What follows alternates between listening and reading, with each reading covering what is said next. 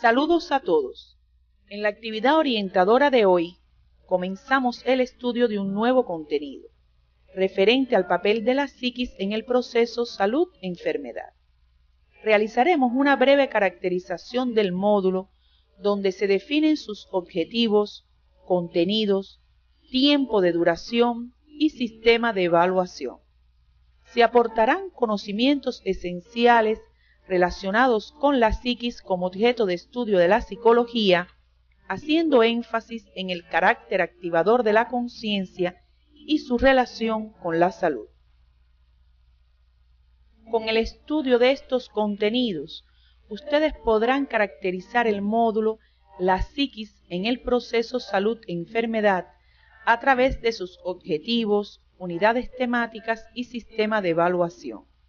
En esta actividad se identificará la psiquis como objeto de estudio de la psicología y podrán interpretar el carácter activador e integrador de la conciencia en el ámbito de la atención primaria de salud.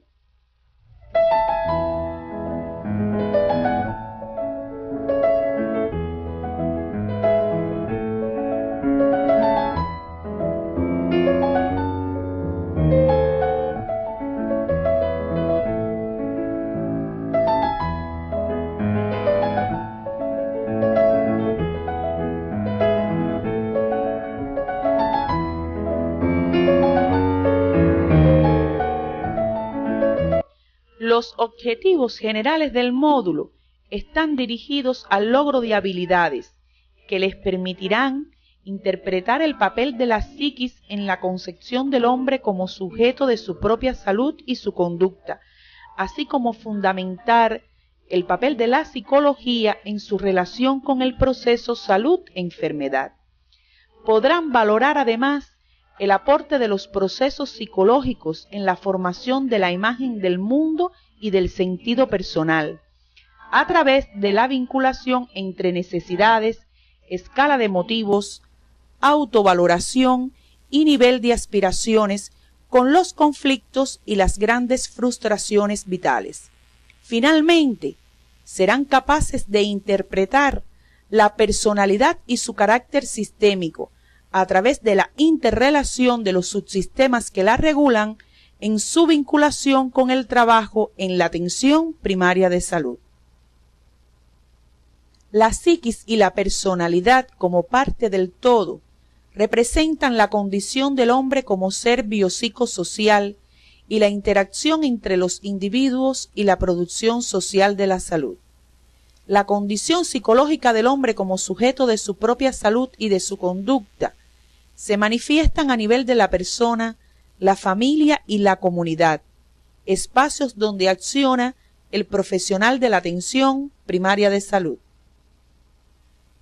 Durante 5 semanas, ustedes estudiarán la relación de la psiquis en el proceso salud-enfermedad a través de 4 unidades temáticas.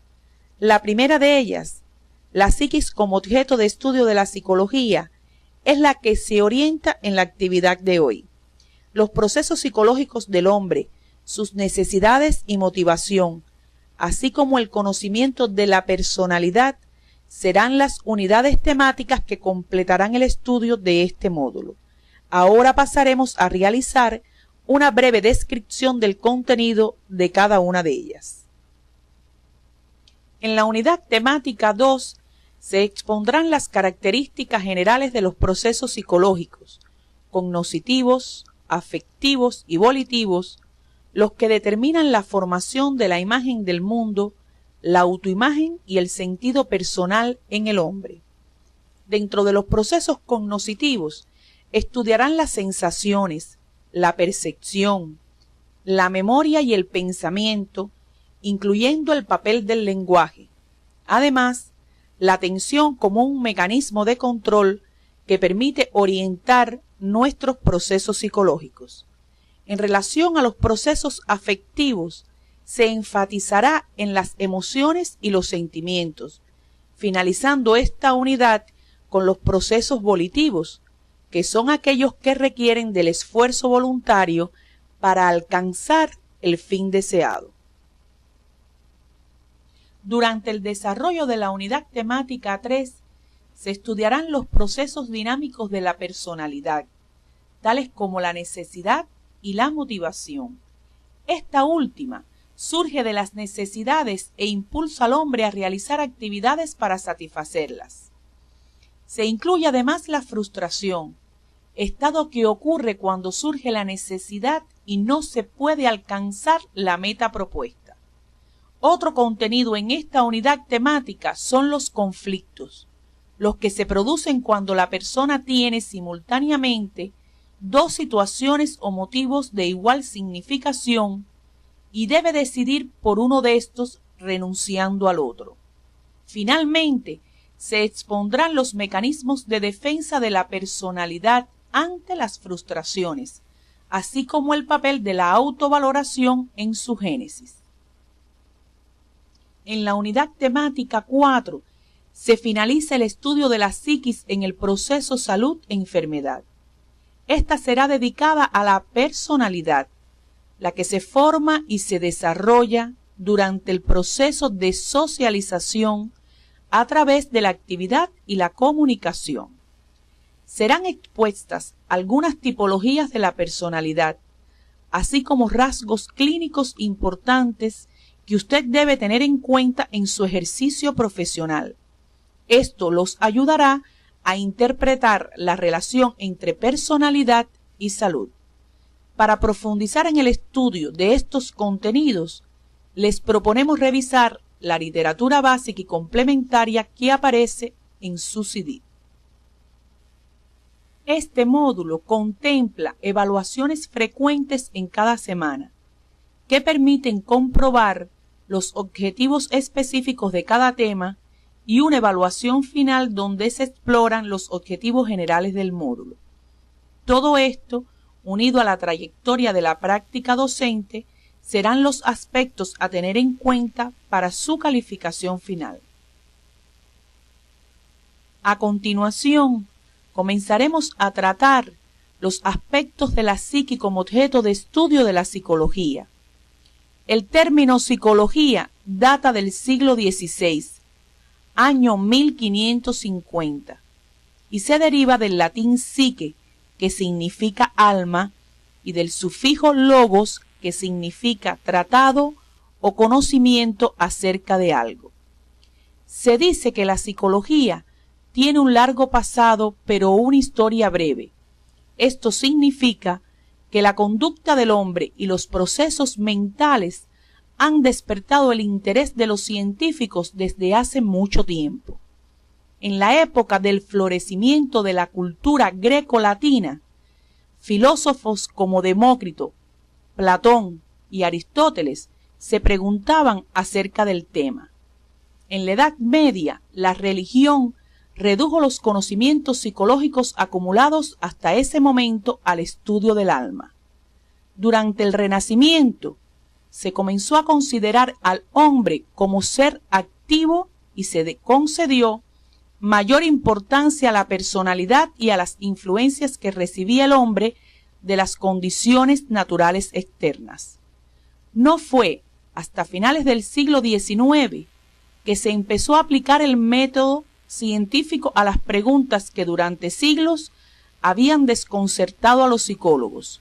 Solo entonces la psicología se constituyó como una disciplina científica formal separada de la filosofía, colocándose los cimientos de la nueva psicología, es decir, la ciencia psicológica. La psicología como ciencia surge en Alemania con la creación por Wilhelm Wundt del primer laboratorio o instituto de psicología experimental en la Universidad de Leipzig en 1879. Aunque ya antes, en 1875, William James en los Estados Unidos había impartido un curso de psicología. Ambos pensadores tenían concepciones diferentes acerca de la psicología. Para Wundt, partidario de la teoría estructuralista, lo más importante eran las estructuras de los fenómenos psíquicos, el cómo es en la conciencia, o sea, qué sensaciones se producían en determinados momentos. Mientras para James, seguidor del enfoque funcionalista, estudiaba las funciones, es decir, el para qué de los fenómenos psíquicos.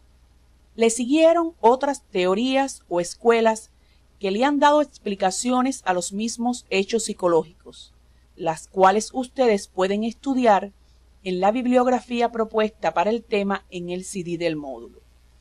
El más conocido y controvertido de todos los pioneros de la psicología fue Sigmund Freud, médico vienés quien desarrolló una teoría llamada psicoanálisis, la cual afirma que estamos motivados por instintos e impulsos inconscientes que no están disponibles para la parte racional y consciente de nuestra mente, y que estos, en lo fundamental, son de origen sexual. Con lo expresado hasta aquí, podemos afirmar, desde el punto de vista histórico-cultural, que la psicología como ciencia estudia los hechos, las regularidades y los mecanismos psíquicos que ocurren en el cerebro como reflejo subjetivo de la realidad y hacen posible la realización de las actividades humanas. Su objeto de estudio son las leyes que regulan el surgimiento y desarrollo de la psiquis, inmersa en un determinado sistema de relaciones sociales. Es decir, la psicología estudia al hombre desde el punto de vista de su subjetividad, como portador y constructor de un conjunto de vivencias que le resultan personales, ya que le pertenecen a él, las construye él y las porta él. Un ejemplo de subjetividad es nuestra imaginación, nuestros deseos, emociones, frustraciones, pensamientos y sentimientos. ¿Qué es entonces la psiquis? Es el reflejo subjetivo de la realidad objetiva. Este reflejo se forma en cada persona a través de los procesos psicológicos, los que nos permiten tener una imagen del mundo y de sí mismos, responder ante determinadas situaciones con estados emocionales y tomar decisiones. Es importante señalar que el reflejo se manifiesta en toda la materia, tanto la inorgánica como la orgánica, con características diferentes. En el caso de la primera, por ejemplo, al chocar dos objetos producen un proceso de acción-reacción, que no es más que un reflejo mecánico y físico. Mientras que en el hombre, como ser más complejo, se refleja la realidad a través del conocimiento que tiene de ésta, con sus afectos y actuaciones ante el medio que le rodea, empleando la psiquis, es decir, a través de los procesos psicológicos. Para la mejor comprensión de estos procesos, se hace necesario describir sus características. La primera de ellas es que son procesos subjetivos, es decir, dependen de la persona, pertenecen a ésta, están ligados a su experiencia, historia y a las condiciones en que ha desarrollado su vida. No existen independientes de ella. Los procesos psicológicos siempre reflejan algo. Por ejemplo, un estado afectivo de alegría refleja la presencia de un acontecimiento positivo, como puede ser la llegada de un ser querido. Este hecho se refleja en un estado emocional. Son una imagen, una representación que está en la mente de la persona. No se puede tocar o palpar. Es algo ideal. Por ejemplo, durante el estudio de un paciente, se encuentra que el hígado está aumentado de tamaño.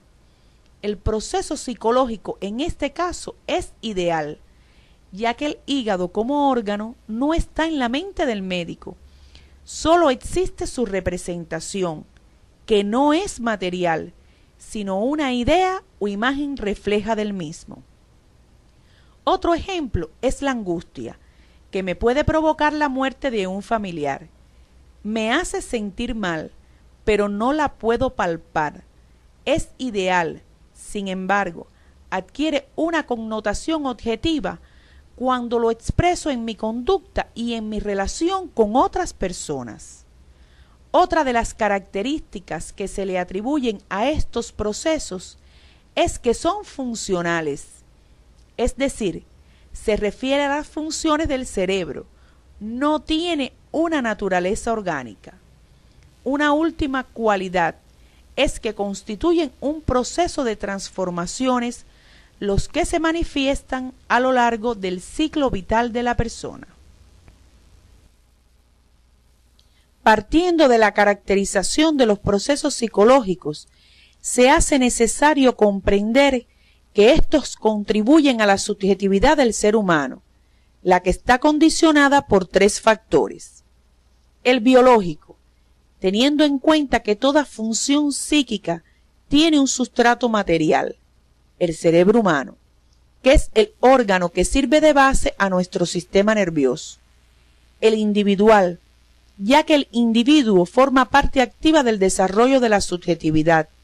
Cuando nos proponemos algo en la vida, estamos influyendo en ella de manera peculiar. El factor social resulta el determinante en la actividad subjetiva humana, ya que el proceso psíquico deviene por la relación con un mundo que es social, en una cierta cultura donde la persona se desarrolla, de ahí su determinación histórica. A manera de resumen, podemos decir que los fenómenos o procesos psíquicos conforman la subjetividad, el contenido de la mente y los sentimientos de las personas, lo que facilita la orientación y regulación de su comportamiento. Por ejemplo, si a usted le agrada ayudar a las personas, protegerlas y curarlas, puede que elija una profesión en la que logre estos deseos. La psicología como ciencia se rige por una serie de principios y métodos de investigación.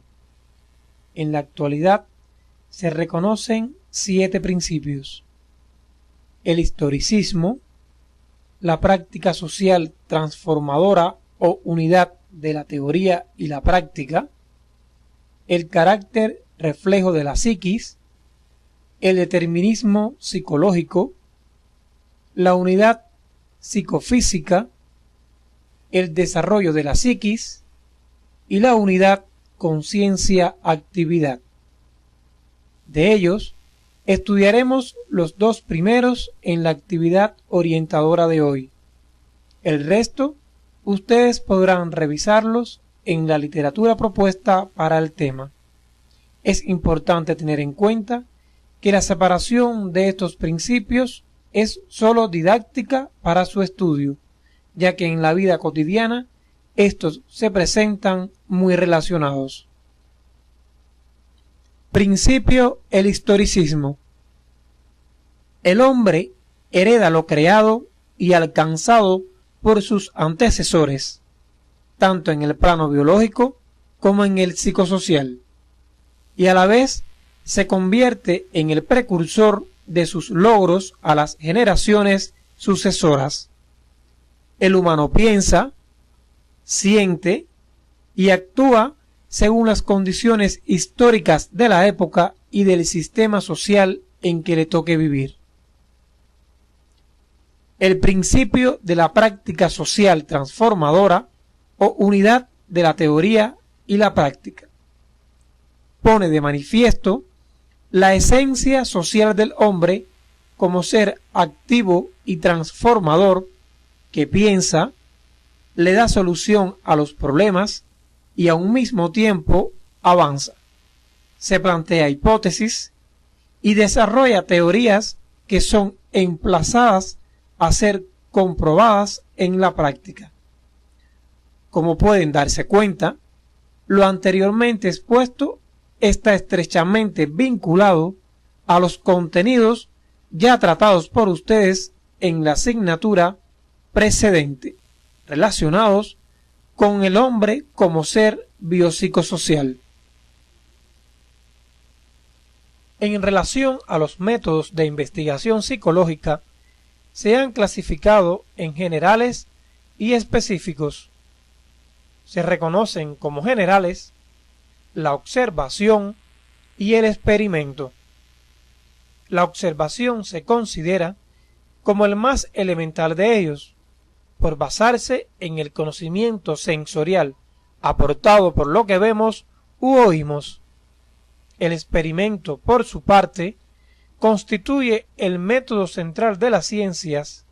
El investigador provoca el fenómeno que va a estudiar, partiendo de una hipótesis que previamente se ha establecido y que requiere demostrar con la realización del experimento. En relación a los métodos específicos, podemos mencionar la entrevista, la encuesta o cuestionario, los test o pruebas psicológicas y el análisis de los productos de la actividad. Es importante tener en cuenta que estos métodos específicos son denominados técnicas y procedimientos en otros textos.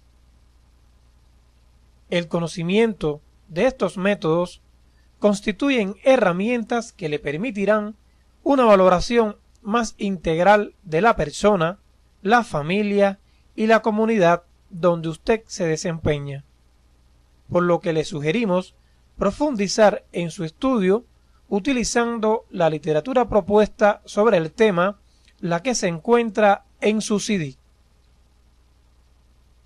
La importancia de la psicología dentro de la carrera de medicina radica en que facilita la interpretación del hombre con un enfoque holístico, como ser biopsicosocial. Aporta conocimientos acerca de por qué el hombre actúa como lo hace y de cómo debe actuar. Propicia la adopción de estilos de vida saludables y una relación médico-paciente satisfactoria. Actualmente, se reconoce que las enfermedades crónicas no transmisibles pueden tener muchas causas, pero es indiscutible el hecho de que el comportamiento y el estilo de vida individual están relacionados fuertemente con su desarrollo. En mayor o menor medida, aparecen elementos psicológicos como estados emocionales, valoraciones acerca de la enfermedad, limitaciones, exigencias de los procedimientos diagnósticos y terapéuticos, pronóstico e impacto sobre la vida futura, donde cada paciente tendrá una respuesta a la enfermedad, es decir, su propia percepción. Al estudiar el reflejo consciente de la realidad, es importante tener en cuenta que estos se manifiestan de diferentes formas, desde las más elementales como la irritabilidad, la sensibilidad y la percepción, entre otras, hasta la más compleja, que es la conciencia. En este momento se describirán brevemente estas formas de reflejo. En ellas y otras, usted podrá profundizar para su estudio en el material titulado Folleto Complementario Psicología Médica 1, que aparece en su CD. La irritabilidad, como reflejo, actúa solo a nivel fisiológico y aparece en organismos unicelulares muy simples y primitivos. En el caso de la sensibilidad, esta involucra el nivel fisiológico y el psicológico. Ocurre en animales con mayor grado de complejidad y desarrollo. Este es el nivel donde surge la psiquis. Otra de las formas es la percepción, donde se refleja el objeto como un todo, con sus propiedades integradas, lo que permite diferenciarlo del resto de los objetos. La conciencia, como forma de reflejo de la realidad, involucra lo psicológico y lo social en el desarrollo del ser humano.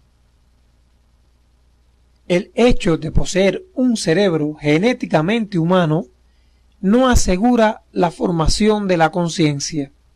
Para lograrla, es necesario que desde el nacimiento el individuo se desenvuelva en un medio social. Por tanto, para su desarrollo se necesita de dos premisas fundamentales: las condiciones sociales de vida y la presencia del cerebro humano. Si tenemos en cuenta lo expuesto anteriormente, ustedes ahora podrían preguntarse ¿qué es la conciencia? La conciencia es la forma superior de reflejo de la realidad por la materia altamente organizada, el cerebro humano, que permite percatarnos de lo que ocurre en nosotros y en el entorno, organizar la conducta para que ésta se adecue a los acontecimientos, adaptarnos al medio y modificarlo según nuestras necesidades y las del colectivo social.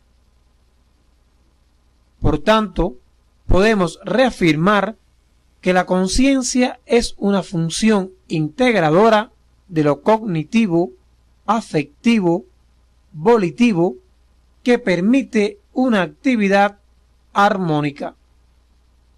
Nacemos con el legado genético, pero sin conciencia. Esta se desarrolla paulatinamente a través de su interacción con el medio social. Aproximadamente a los 2 años de vida surgen las primeras manifestaciones de la autoconciencia. El niño logra tener conocimiento del mundo circundante y reconoce el medio familiar y social que lo rodea. Identifica su propio cuerpo y tiene noción del yo.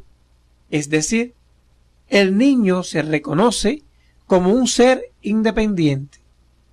Su desarrollo continúa durante todo el ciclo vital. En el hombre existen 2 niveles de funcionamiento: el consciente y el inconsciente. Lo consciente es lo voluntario, lo controlado y dirigido. Nos permite darnos cuenta y dar cuenta a los demás acerca de nuestro comportamiento, mientras que lo inconsciente sería lo involuntario, lo no controlado y automático. No nos permite darnos cuenta de nuestros actos y conductas, por lo menos fácilmente. Un acto inconsciente puede ser un impulso o un hábito muy arraigado y por tanto realizado automáticamente.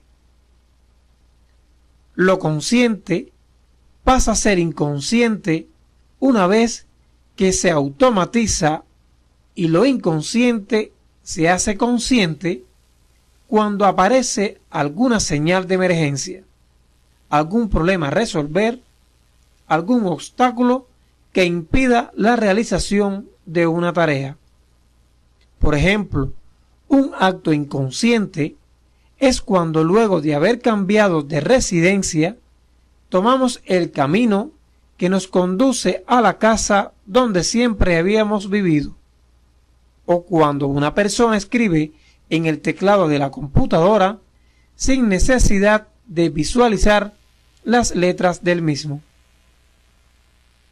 Con lo visto hasta el momento, es fácil entender que la conciencia tiene un carácter activador y regulador. Permite a la persona percatarse de lo que ocurre en sí mismo y en su medio social. Regula el comportamiento del hombre de manera que éste pueda adaptarse a las condiciones y modificarlas según sus necesidades. Pasaremos ahora a comentar las 4 fases por las que atraviesa la actividad consciente.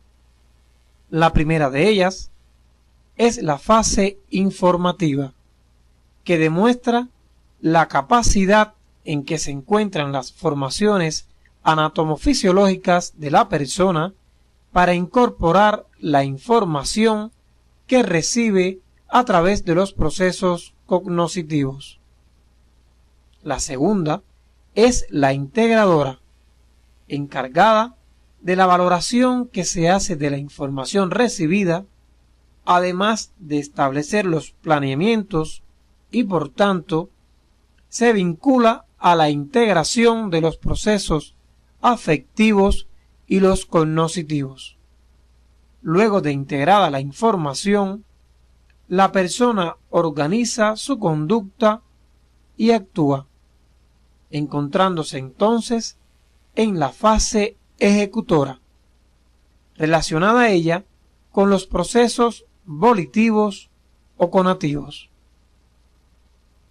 La última etapa es la reguladora, la que permite, una vez efectuada la retroalimentación de lo sucedido, modificar o mantener lo que se había planificado originalmente.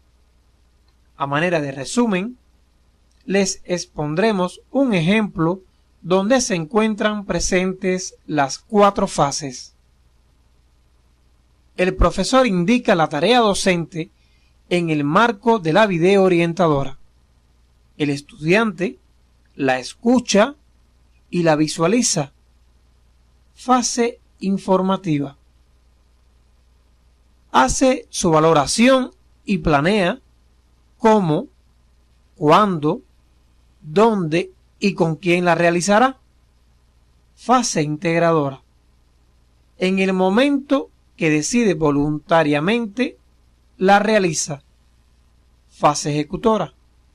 Y finalmente, cuando comprueba los resultados, si son satisfactorios, seguirá actuando de la misma forma. De lo contrario, modificará sus acciones. Fase reguladora. Para finalizar, es importante reconocer que toda actividad consciente pasa por estas 4 fases, sucediéndose una a continuación de la otra. Recordemos que dentro de las funciones a realizar por el médico en la comunidad está el brindar una atención médica integral a la salud. Para lograrla, es importante que adquiera conocimientos sobre la conciencia, su carácter activador y regulador en la conducta humana. De esta forma, será capaz de interpretar la misma en función de fomentar, mantener y recuperar la salud. El conocimiento de las funciones de la actividad consciente y sus manifestaciones en personas sanas posibilita que el equipo de salud influya de forma positiva en la producción social de la salud en su desempeño en la atención primaria. Ahora bien, en la práctica profesional, con un enfoque biologicista, se reduce el papel de la conciencia a identificar e interpretar determinados eventos físicos o psíquicos que pueden alterar el estado de vigilia, afectando la psiquis. Es innegable que la manifestación de estos trastornos puede ser la expresión clínica de afecciones somáticas con alto riesgo para la vida del paciente. Como tareas docentes de este tema, proponemos: número 1.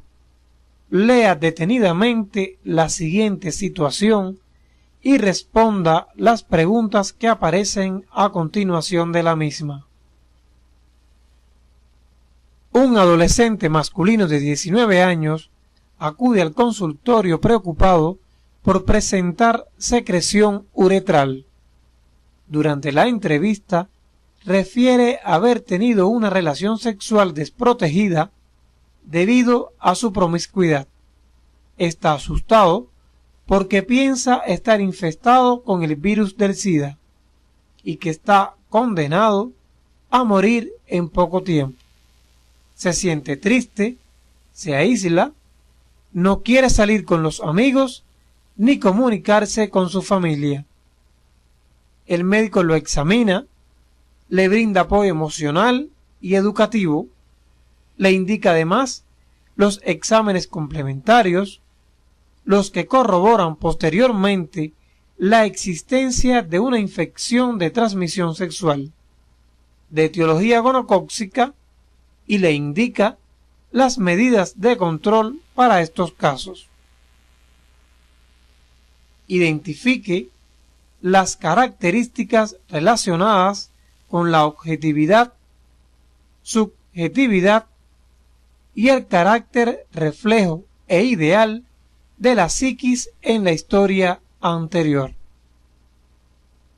Argumente el por qué este adolescente, al acudir al médico, está funcionando a nivel consciente. Identifique las fases de su actividad consciente.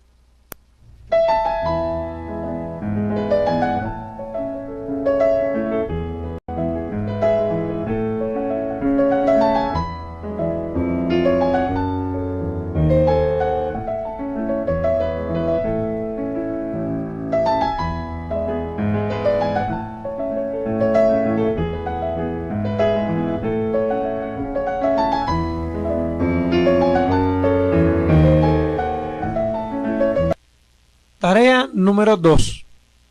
Argumente con sus palabras las diferencias esenciales entre la psiquis humana y la psiquis animal, apoyándose en la lectura del folleto complementario Psicología Médica 1 que aparece en la bibliografía de su CD. Tarea número 3. Argumente por qué el estudio de la psiquis es fundamental en el análisis del proceso salud-enfermedad.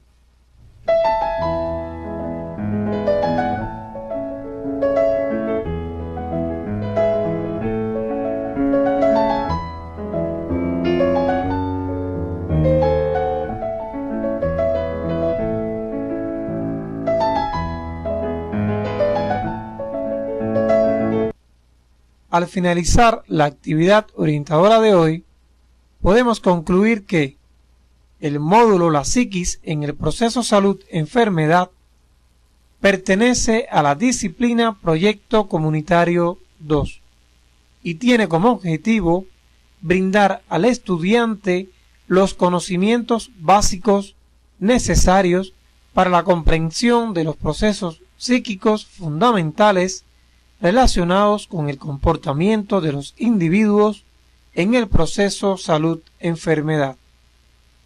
La psicología es la ciencia que estudia las leyes que regulan el surgimiento y desarrollo de la psiquis. La psiquis humana orienta y regula la conducta de las personas en el proceso salud-enfermedad. El conocimiento de la conciencia, su carácter activador y regulador en la conducta humana, permite al médico interpretar el proceso salud-enfermedad en función de fomentar, mantener y recuperar la salud. En la actividad orientadora de hoy, caracterizamos el módulo La psiquis en el proceso salud-enfermedad. Reconocimos la psiquis como el objeto de estudio de la psicología, sus características fundamentales, principios y métodos de esta ciencia, así como su importancia para el ejercicio de la medicina. Además, se abordó el carácter integrador de la conciencia en la psiquis humana y su papel en la práctica médica. En la próxima actividad orientadora se comenzará el estudio de los procesos psicológicos y en lo particular los procesos cognitivos, como son las sensaciones, percepciones, memoria y pensamiento, los que permiten conocer el medio que nos rodea y orientarnos en el mismo.